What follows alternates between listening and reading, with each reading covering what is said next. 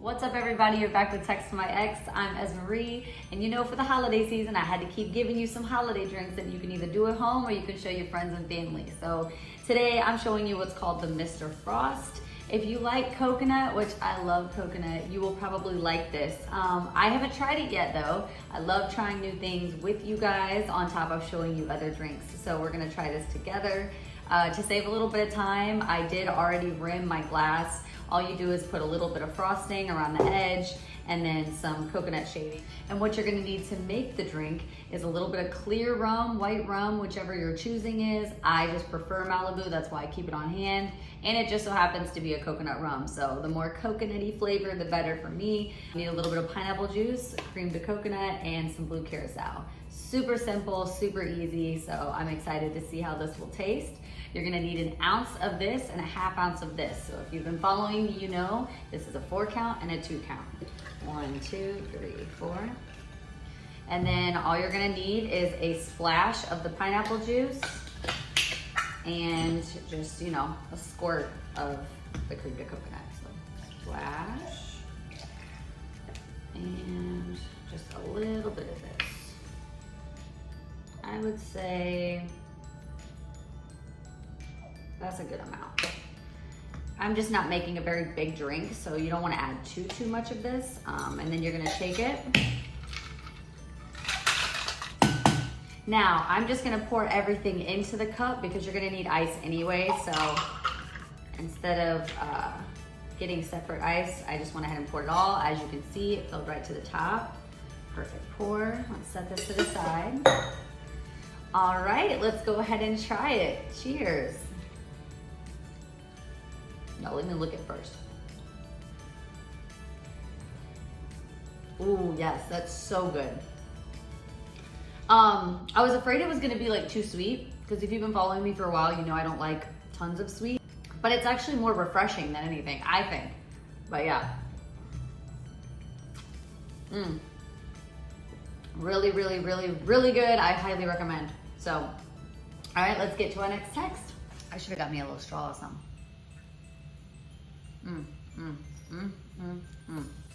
I can't get enough. It's like one of those drinks that's like guaranteed to taste good at a family get together. The title of this is Merry Christmas to Me, right? Question mark. So it looks sarcastic. Since Christmas is coming up, I figured this is a perfect text to send. Let's start with your tiny dick. Oh my God, shut up right now. I know love got to be blind if I thought that was gonna please me forever. Maybe if your belly fat wasn't touching my face every time I went down on you, I would have actually tried harder to please you. Damn, this bitch is like going in, dog. Next, you couldn't keep a job to save your life. All you cared about was smoking your wannabe rap career and sex. How you gonna complain about me not having a cooked meal done for you every night for dinner when I was the one working and paying every bill except your car insurance? Your car insurance, which you had to mooch off of your parents every month. While all you did was drive around every day acting like some cartel king in a beat down Ford Taurus.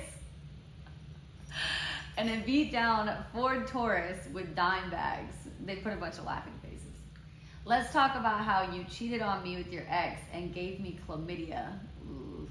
Or how about we talk about the fact that your sister tried to fight me at Christmas with your family because of all the lies that you told her about me. I've had some interesting situations with family, but I've never had to fight an ex's family member. That's fucked up. But birds of a feather flock together because she was with a bum just like you. Do we also want to talk about how you lied and told me you had colon cancer to take advantage of the situation? Or do we want to talk about how your younger brother, who's half your size, had to whoop your ass when you tried to act tough in front of your family and threatened to put hands on your dad? Yo, what the fuck is going on? This is wild. You are the epitome of a bum. You played such a role when you first met me, and I didn't see the real you until we lived together. It's okay though, because little do you know, I got you back without you even knowing I got you back. And all I can say is, she put it in quotations, he. All I can say is, he was far better than you. It's our little secret, and boy do I love the fact that you were crying to him, asking for advice. He still smiles in your face. You still dap him up and are always down for him, not knowing he's had my body and pleased me more than you ever could and is laughing at your sorry ass. Merry Christmas, boo. Holy shit. That is a lot. Oh my God. Yo, I love it. I need a drink. I need a drink after that. So much to talk about. Okay. So, not she came for his manhood right off the bat, dog. And you know what's crazy? Why do it be the dudes with the tiniest man goods that really ain't about doing nothing and like really can't please you? Why is it those dudes that be like the cockiest or like they think they just run shit? Like, bitch, sit down. Like, nah. Lower your voice when you're talking to me. Thank you. And when she talked about the belly fat slapping her in the head, oh my God, I'm going to hell for this. No, yeah, I just couldn't. I couldn't. And that's the thing. Listen, no body shaming here. I love everyone. I think everyone's beautiful the way they are, but there's just certain things I'm gonna have to encourage. I'm gonna have to be like, babe, listen, let's both get in the gym together. Let's get fit together, because that ain't working for me, dog. Like, no. Let's see. Couldn't keep a job. I feel like most of us have dated someone that is just, bum, can't keep a job. And it's so unattractive because, like, as a man, I know I'm not super traditional all the time. I don't necessarily think that, you know, a man needs to come home and pay the bills and I need to be a stay-at-home wife. But bro, if you can't keep a job, that says more about not even just the fact that you can't provide, but if you can't keep a job, that tells me that you don't work well with people. Like, you clearly, everywhere you go, there's a problem. So that's just, you don't even need a relationship at that point. Like, you need to check that about yourself and maybe keep a job before you ever consider dating someone and being a part of someone's life every fucking day. That's just my opinion. And it's so funny when she describes this whole wannabe rapper thinking they're a drug cartel driving around in a beat up car with dime bags. That had me fucking weak, because like, I just know those guys. Like, when I lived in St. Louis, for those that don't know, like, St. Louis it's pretty dangerous. In some areas, there's definitely some hoods. And, you know, I would be around people and hang around people, and I would see those kind of guys, and they just thought they were so cool. And I'm just like, stop. Like, stop. You wouldn't last a day in an actual cartel or dealing situation. Like, you wouldn't survive. Now here, I want to touch on the family fighting thing, right? That's why it's so important before you live together to meet the family. Because number one, you want to see how close is your person that you're with to their family, right? That's number one. Because if that person isn't close to their family and you know, you guys both are kind of just, you keep to yourselves, then that's maybe a little different. But if they're close to their family and you get put in a situation where you're at a family get together, guess whose side they gonna take every time? Or at least, you know, majority of the time. They gonna take that person's side, even if they wrong. That's what's crazy. Like, they're gonna take their side because blood is thicker than water to a lot of people. I personally don't believe that, but you know what I mean? Like, it's just unfortunately the common thing. So it's like, before you even move in together, you should have met the family. You should see if you guys vibe or not. I'm not saying if you and the family don't vibe all the time that means that you and this person are a deal breaker, because again, if that person values the marriage aspect of life and their spouse or their partner more than their family's opinions, then it may still work. I just personally don't think it's a good idea to be involved with someone who's close to their family and you and that family don't get along, and like, they're always gonna take that person's side, and then you have shit like this happen, because then you're just by yourself in a fucked up situation. Even his own brother had to whoop his ass. Like, who are you to, so you're disrespecting your dad so much so that your brother feels like he needs to whoop your ass? Like, it sounds like a whole dysfunctional family. It sounds like not even just him. Well, I don't know.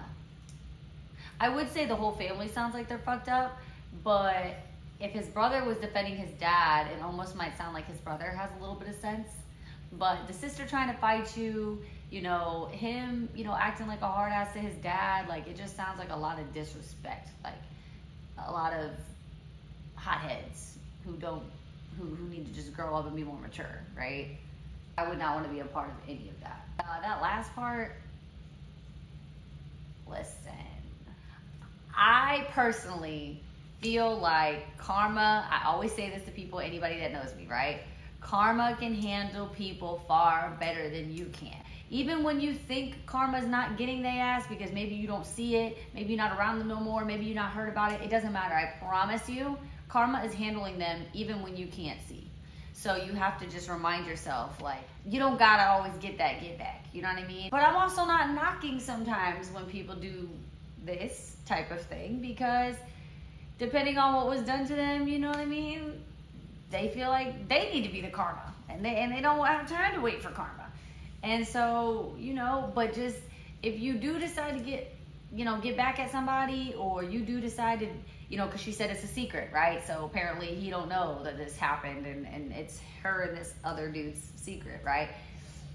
Just be careful, because even though you may feel justified in doing what you're doing based off of what that person did to you, karma don't really work like that. Like, karma don't pick sides. Karma is just kind of like, I feel like if you do some fucked up shit, I'm gonna do some fucked up shit to you, and you just gonna get what you get. Be prepared to deal with whatever karma comes your way, because at the end of the day, you could choose to lead with love and light. You could choose to be the bigger person, and you can choose to not allow the energy of what that person did to you to affect you so much to make you drop down to that level and do the exact same thing. So you could be bringing on bad karma yourself. That's the only thing that I would say. I have never sought revenge on somebody, and I have been done so fucking dirty. Like, I've only read like 2 texts of mine on this channel so far, and I ain't even dug into some of the ish. This does remind me of one of my exes. A couple things were a little different, but I have never sought revenge. But I've also, right? I've also seen time and time and time again, karma has my back. Me and karma are like this, dog. Like, she always got my back. She has shown me so many times, bitch, I got you, chill. So I don't ever feel the need to get revenge, you know what I mean? I mean, partially that, and then also, like I said in my last episode, like, I have the worst luck, right? So y'all can seek revenge on all the people you want, but the second I do it, I'm gonna get caught, I'm gonna get in trouble, something bad's gonna happen, something bad gonna happen to me. Like, it's just, I have the worst luck. So that's also kind of like a partial thing in the back of my mind every time I even think about seeking revenge on somebody. But mainly, I don't seek revenge because I just let karma do it for me. Don't do fucked up shit to people, and shit won't get done to you. So that's how I feel. Like, whether you're doing it back or whether karma does it back, guess what? If you didn't do fucked up shit in the first place, it wouldn't happen to you. This just sounds like someone who needs to grow the fuck up, needs to be humbled, needs to like really just sit the fuck down and work on themselves. I feel like this is a really good one for the holiday season. I know we're supposed to be all jolly and shit, but this was kind of like funny, like Merry Christmas, boo. So I like that. I do enjoy the serious ones, but I love the funny ones too. So keep them coming. I hope you enjoyed this episode. Come back for more. Text to my ex, and happy holidays.